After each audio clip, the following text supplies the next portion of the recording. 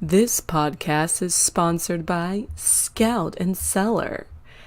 Clean, crafted wine delivered to your door.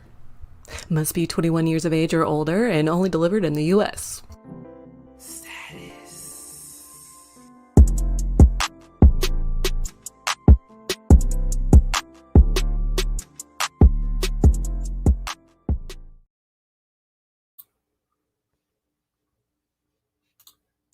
Hello and welcome to Life Coaching Comedians.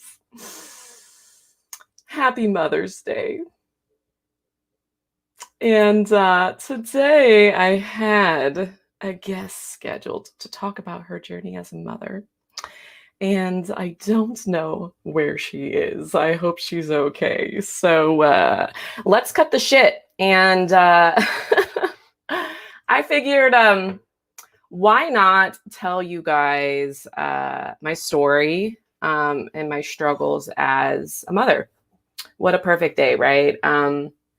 Mother's Day is always a little tricky for me because, you're out grocery shopping the day before, trying to get everything done, and you see dads and little boys and little girls going and getting stuff for their mom, and husbands going to get stuff for their wives. And it's always one of those holidays where I feel some sadness. I feel some depression because, as most of you know, I raised my daughter completely on my own. And there are times when it's not easy. People often wonder, how do you do it? Are you super mom or something? I don't know how you do it. I have a husband and I have a family and my mom and my mother-in-law that help. I don't understand how you do it. And the truth is, I don't know how the fuck I do it either. But I do. It's just survival. And I figured I'd share my story with you guys. I share it with, friends I get close with or I bond with, but most of my family doesn't know my story. So, I hope that they get a chance to watch this and really learn my story, because there was a lot of shame that came with my story as well that, I had to heal from. And I'm finally in that place in my life where I can talk about it. I can talk about a lot of things from my past because so much time has passed and I've truly worked on healing myself. So let's start back to college. I attended the University of Oregon, and I graduated like one term late than I wanted to, because there was a couple summers where I pretty much had to pay for school on my own. So there was like a couple summers where, or a couple semesters where I was only able to take like a couple classes at a time. So I had to stay one extra term to finish all my general credits. And my last couple semesters in college, I was living with one of my best friends. and a buddy of ours. And my best friend at the time was expecting a son. So he was getting ready to move to LA. And I had applied to a grad school that I wanted to go to in LA. And I hadn't heard back yet, but the school term was about to start in like 3 weeks. So I decided, hey, let's just go anyway. And we got this amazing apartment like on the beach. And I shared a room with my best friend until the third roommate was about to move out. And I was going to take that room. So I pretty much moved to LA. I had sold my car to my cousin, and I didn't have a car. I had about $500 in my pocket. And I was like, all right, let's find a job or something. So I got this job at this small little like Chinese restaurant that was walking distance from the apartment. I started working there. And then I got a job. I was trying to find a job on the side as a cocktail waitress or bartender at a bikini bar. And for those of you that aren't familiar with bikini bars, they're pretty much like strip clubs, but there's no nudity. So girls wear lingerie, bikinis, and they still give lap dances and dance on a pole and all that stuff, but there's no nudity. So I was like, oh, that's kind of cool. And I always kind of admired exotic dancers. I just thought power, sexy, make a lot of money. So I went in there and I applied to be a waitress or a bartender.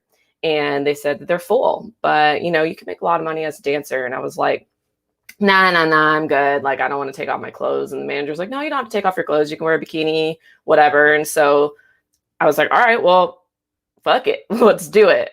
And that's where the whole journey started. So this was maybe like 5 months before, actually probably shorter than 5. Yeah, it was about 5 months until I found out that I was pregnant. And, living in LA, you want to go out and see all the celebrities, and the clubs were all popping. And me and my friends, one of my best friends from college had just moved down, and we wanted to show her a good time, me and my girlfriends, and we went out to this club.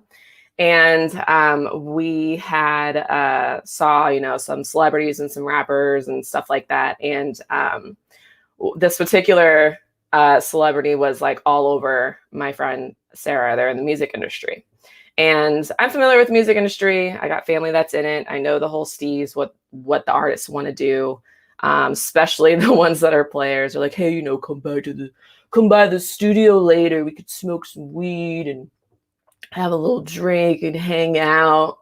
So-and-so's coming through to lay a couple tracks, kind of a deal. And I was like, girl, no, the dude only wants to smash. Like, no, don't even give him the time of day.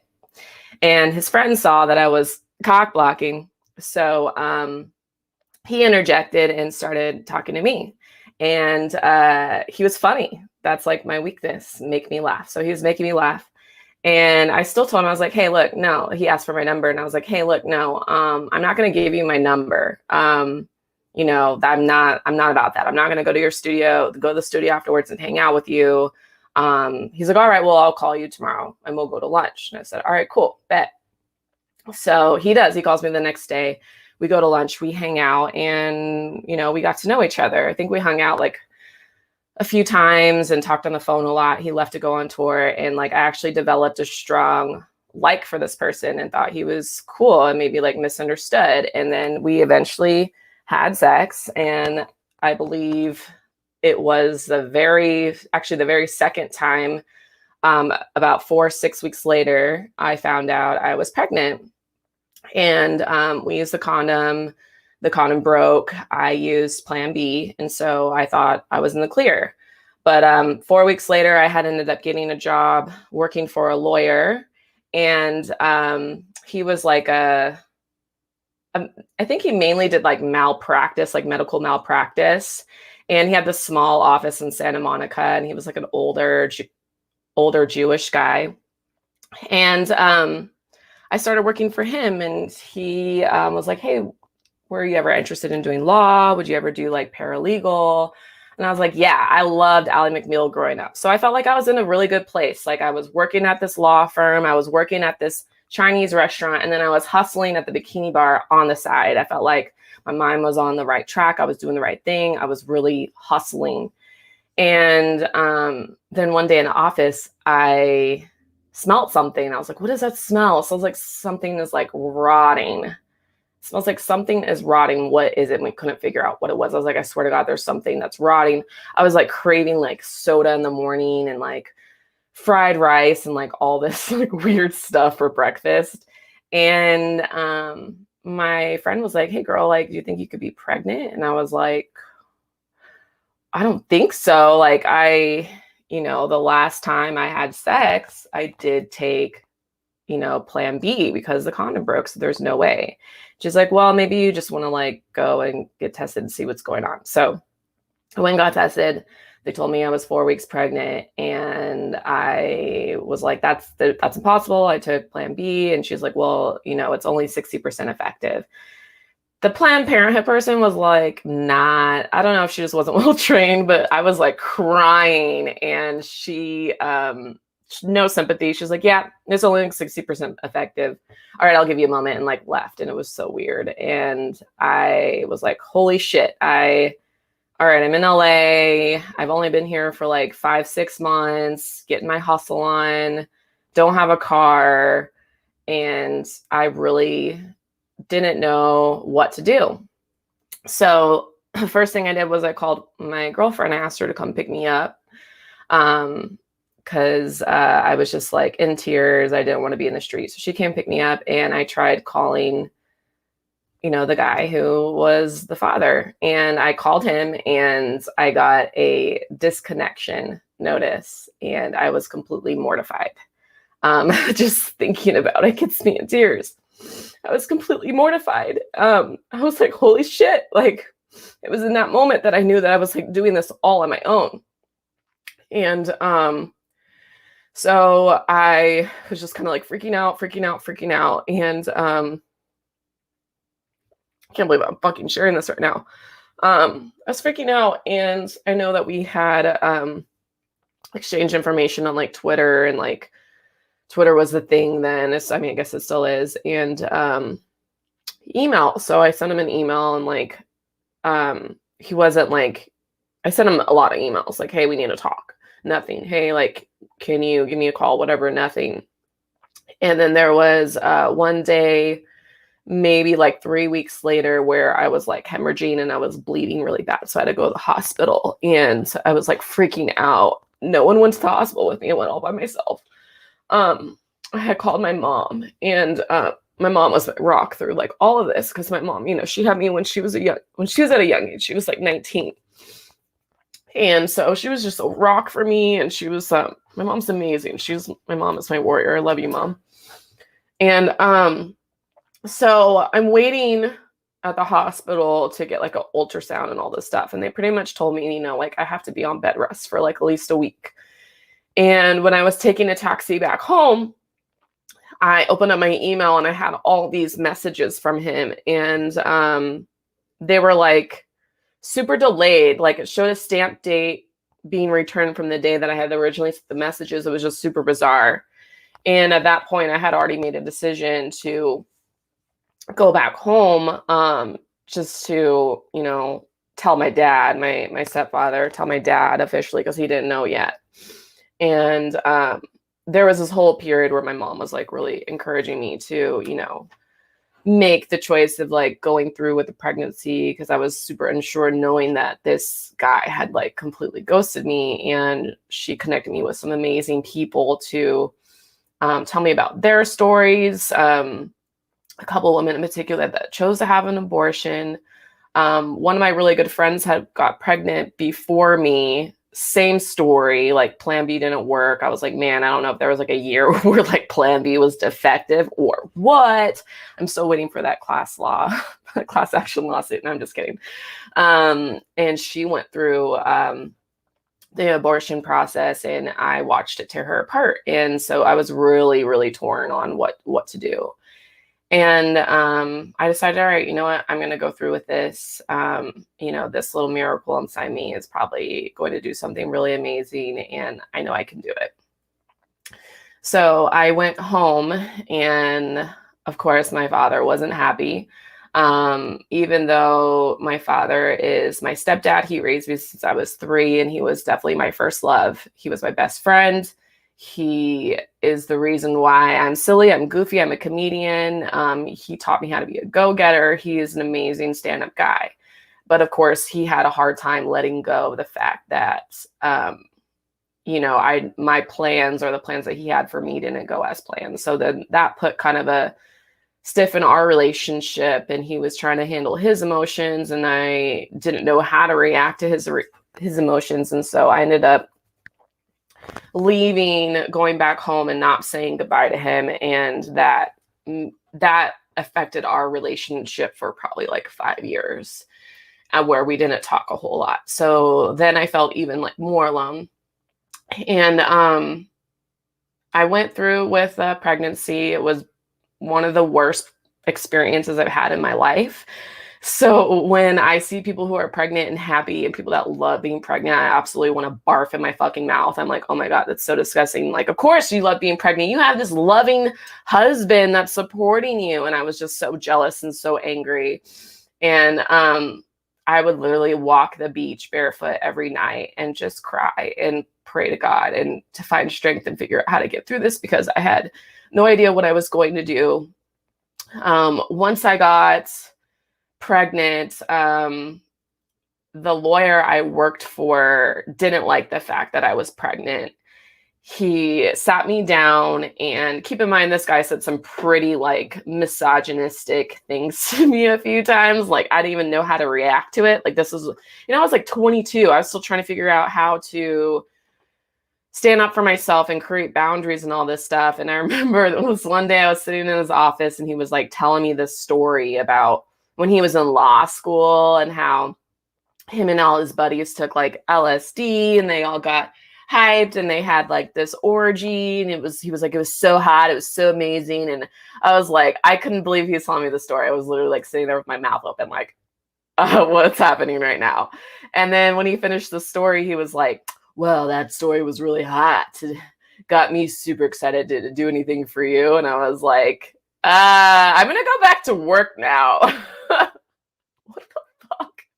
He was so weird. He was so disgusting. So then he sits me down when he finds out that I'm pregnant. And he's like, my wife works at an abortion clinic, and a women's health clinic. She's an OBGYN. We can get this taken care of for you. And you could just, I'll just give you an advance out of your next paycheck. Again, mouth to the fucking floor. I was like, are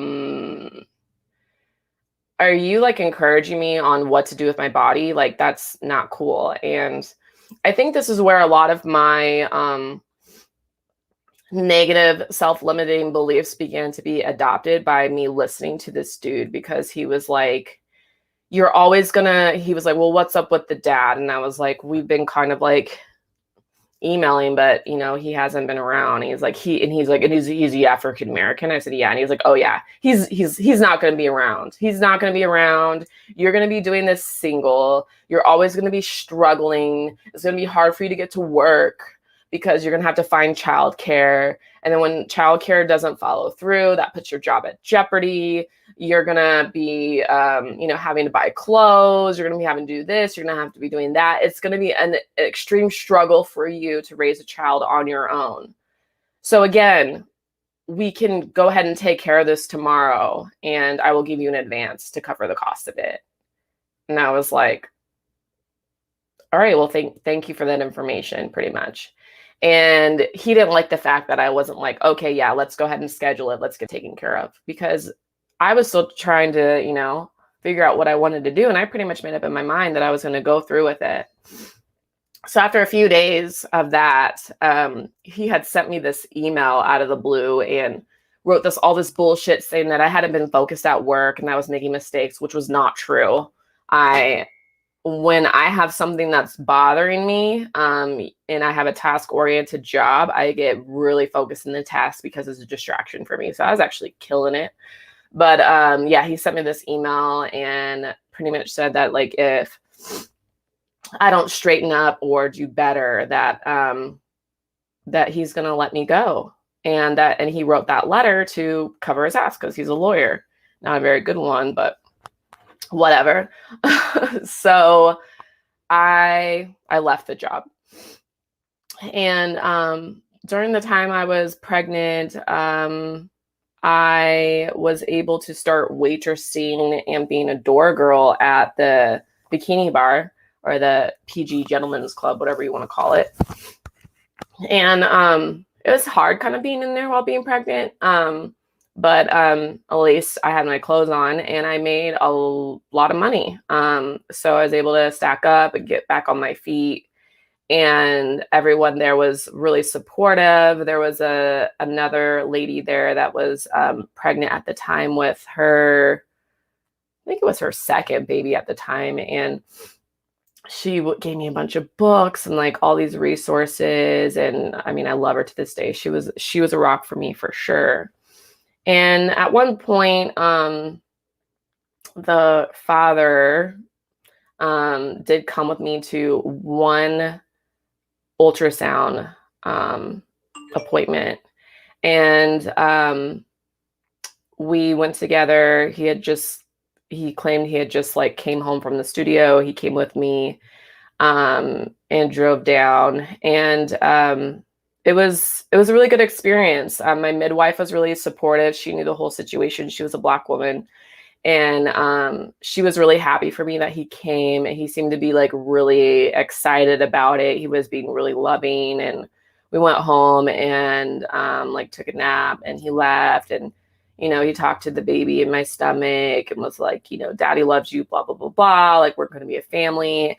And from that point on, it was just like a bunch of empty promises. And it was just like a text message relationship where like, oh yeah, I'm going to come by tonight, or oh yeah, I'm going to do this, or oh yeah, I'm going to do that. And he never came through on any of it. And it was super confusing for me. I realized that I didn't know this guy very well. And maybe he was just putting his best foot forward and showing me the side or the person that he wanted to be. But in fact, he wasn't that person at all. So I started getting pissed. My sadness started to turn into anger, and I started doing some digging because the last time I saw him, I had asked him something about his voicemail. I think it was because his voicemail was a little girl.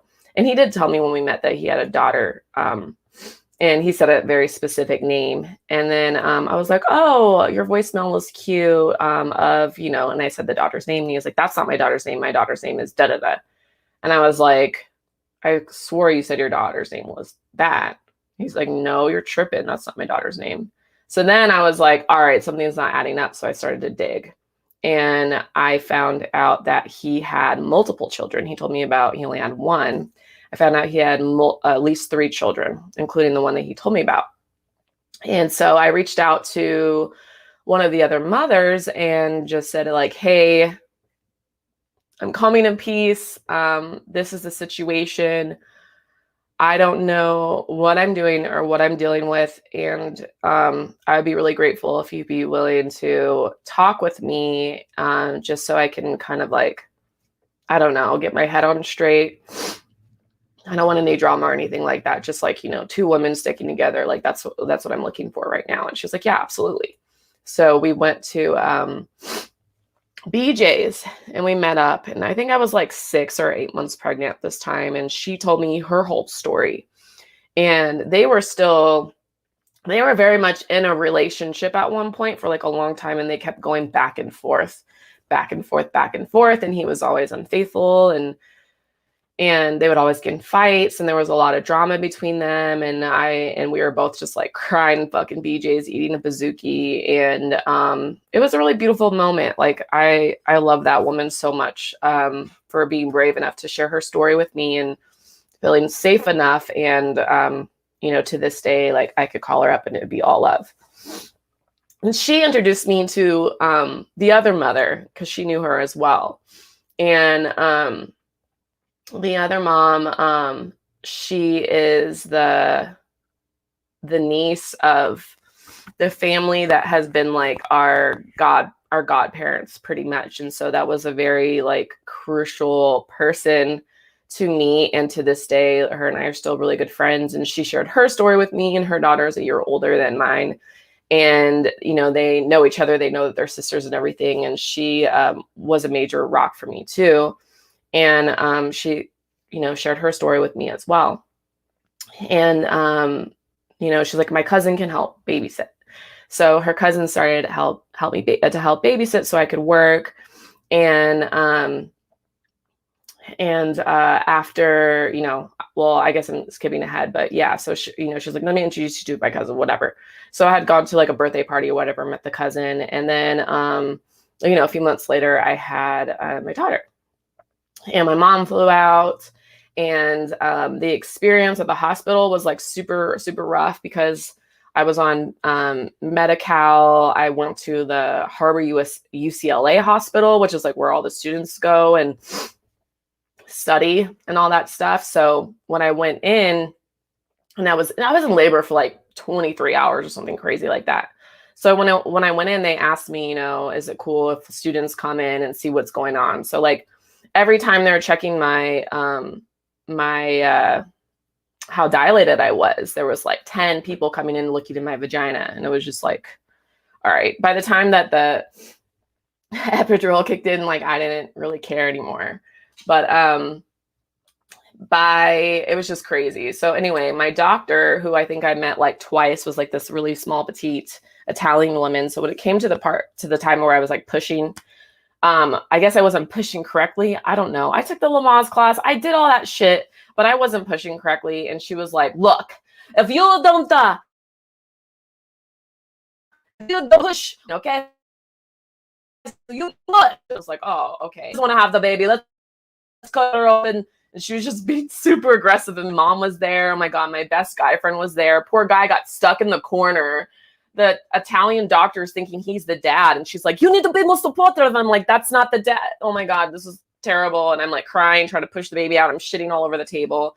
I finally get her out with a vacuum assist. She has the cord wrapped around her neck. She's not breathing. She's blue. It's scary. I literally gave birth to her at 9:11 in the morning. And they revived her. She was fine, but I wasn't allowed to hold her. They just took her straight up to NICU. And I remember my mom like left the room for a minute. I don't know if she went to go do something or whatever. Maybe they went to go see the baby. And the nurses, there was 2 nurses, and they like immediately made me get up to use the bathroom. And I don't know, I have to ask my auntie. My auntie works in labor and delivery, but they mainly like, I couldn't move my legs. I was completely out of it. My amniotic sac had ruptured like 24 hours before I even gave birth. So there was an infection. They had me on antibiotics. They had to put her on antibiotics. It was just like a big old scary mess. And they took me into the bathroom and they left me there, and I passed out. I hit my head against the tile wall in the bathroom and fell on the floor. And I remember them having a delayed reaction, and they were like, oh shit. And they came and they picked me up and they waved like an alcohol wipe in front of me and got me to wake up. And they're like, are you okay? And I was just like, and they're like, oh, she's fine. And they like put me in a wheelchair. It was just like, oh, it was like the worst experience ever. And then they took me to my room, and then they took the wheelchair and left. And I guess there was like a big shortage of wheelchairs in this hospital. So they were like, oh, we had to take the wheelchair, but we'll bring back another one in like half an hour so you can go and see the baby. And I'm like, all right. So me and my mom are like sitting there, and I don't know, I'd have to ask my mom, but I think we were sitting there and for at least like 8 hours, because I remember it wasn't until nighttime that I actually got to go into NICU and see her. And I had her at 9:11 in the morning. So we were like trying to like pump milk and do all that stuff. My milk hadn't came in yet. And then I finally got to see her, and it was just like, it was weird. I really felt like not being able to hold her in the first 12 hours was the reason I had postpartum depression. And of course, underlying circumstances of not having my, a partner there to help me. One of my really good friends was there. The baby mamas came through, and they're all asking me, are you going to let him know that you had the baby? And I was like, I don't know. Like, I haven't talked to him. I really didn't want to, but I just figured out of respect for being the father of my child, like, I'll let him know. And so I sent him a text and I was like, hey, I just want to let you know that our daughter was born. She weighs this much. She was this, and she, whatever it was that happened this time or whatever. And his response was, so what do you want? Like money or something? And I was like, wow, no, I really just wanted to let you know that your daughter was born. So have a good day. And he never came to see her.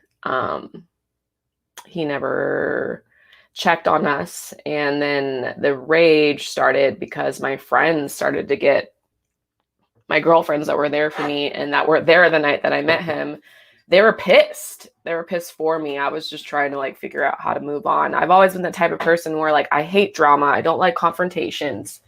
And if I feel like it's taking too much of my energy, I just try to let it go and move on. But sometimes I don't necessarily heal from it. So my girlfriends were like getting on Twitter and all this stuff, and they're like calling him out. And then he was saying that it wasn't his. And so then I filed for child support, and they had to do a paternity test. We got the paternity test back. It was 99.9999993% positive paternity test. And I took a picture of it and sent it to one of my friends, and she took it, posted it on Twitter, and was like, in your face, bitch, your baby. It got ghetto for a second. And yeah, I saw him a couple times like at child support court. I didn't bring my daughter with me. I didn't want it to be that kind of setting for him to see her or her to see him. And I think the last time that I was there with him, like for mediation or whatever, I found out that he had like another child support case that was opened after us. And then one of the other baby mamas a couple years later found out there was another one. So, he was having a lot of kids. And eventually I started to learn more about him and just saw that, he had his own struggles that he was dealing with, his own trauma, his own demons, and just decided, you know what? Even though he hasn't done right by me, I'm just going to forgive him for me and work on healing myself. And I hope that he'll be able to heal himself too. So, one day that he could be a good dad.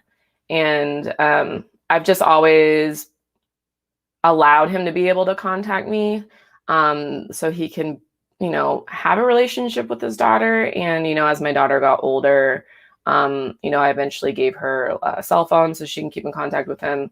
At one point, he had sent her presents. He came out to Arizona because he was on tour and got to meet her when she was 5. And that was a really beautiful experience. I was really glad I got to witness that. I really thought things were going to change after that, but they didn't. And I just had to like be at peace with it. And, and to this day, like, my daughter wants to see him, and I try to like arrange visits for her to see him, but he won't contact me back. So I suggested, she starts, reaching out to him. And it's never a win. It's never a win. And the best thing that I can do as a mom is, be honest with my daughter about the situation. And, I've told her, that I try, make an effort, and I never talk negatively about him because I'm no better than him. I'm not perfect. He's not perfect. We all have our demons. Does that mean that I deserve what I've been through? No. But then again, from a spiritual standpoint, I'm like, maybe I do. I don't know. Like, I am a huge believer that what we go through in this life is because of what we did in the past life or what happened to us in the past life. Lessons to learn. And so I just try to humble myself each time that something happens that's not necessarily in my favor or in my daughter's favor, and just try to keep her level-headed and understand that, it may be tough right now with him being absent, but I'm confident that she'll get an opportunity to like really get to know him and spend time with him when she gets older, like I did with my biological father. And it's tough because, my mom's my mom had issues with her dad. My dad wasn't around because my parents had separated when I was younger, and there was a lot of broken promises there. And then to have a baby with someone that gave me a bunch of broken promises, and then I can't say that he hasn't given my daughter broken promises. I don't think so, but like I just want to break the pattern so bad. And the best way that I can do that is by healing myself and teaching my daughter that her emotions are a guiding system for her spirit and how to deal with things in life. And sometimes I feel like I don't know what the fuck I'm doing. I don't. I'm just kind of like winging it. I'm trying to be honest. I'm just trying to, I don't want her to have any reason to hate me or say that I lied to her or I did something wrong. Who knows? She's, getting hormonal. There may be a time where she does hate me or doesn't want to be around me, but I'm doing the best I can. I'm doing the best I can. And, I want to thank my friends and my family, my support system that remind me that I'm doing a good job, because sometimes I feel like I'm not. And I think the best thing that I could have done for myself is start pursuing comedy again, because I had given up at one point. And I feel like by me continuing to like follow my dreams and pursue what I want to do and do what I love every day, whether it's a podcast or make a funny video or go up on stage and tell jokes. My daughter tells my godparents and, her babysitters and other friends, like, my mom's the best. She's so funny. My mom's awesome. My mom does this. My mom does that. So, I guess I'm doing something right, But anyway, that is most of my story. And I guess I figured I would tell that today. It's Mother's Day, since my guest didn't show up in real Lexi voice and not my character voice, as a way to just kind of put it all out there. I was a single mom. I struggled. I was a stereotype. I was a stripper. I did all that shit to survive. And I came out on the other side 10 years later, making a 6-figure income, buying my own home all by myself, and was able to create a safe, stable environment for my daughter to, be able to flourish into the wonderful flower she's becoming as a young lady, as she's going into her, teenage years and whatnot. And even though I've done all that, there are days where I feel like I'm not doing enough or haven't done enough. But for all of you mothers out there, I think today is a great day to kind of self-reflect on everything that you have accomplished so far and say, I'm a fucking badass mom and I'm doing this shit, whether you have a partner or not. Like, I'm doing this shit. I did this shit. I'm owning this. I love myself. I love my kid, and I'm going to do my best every day. And be proud of yourself. Don't be hard on yourself. Give yourself some grace on those days where it's harder, on those days that you don't want to get out of bed.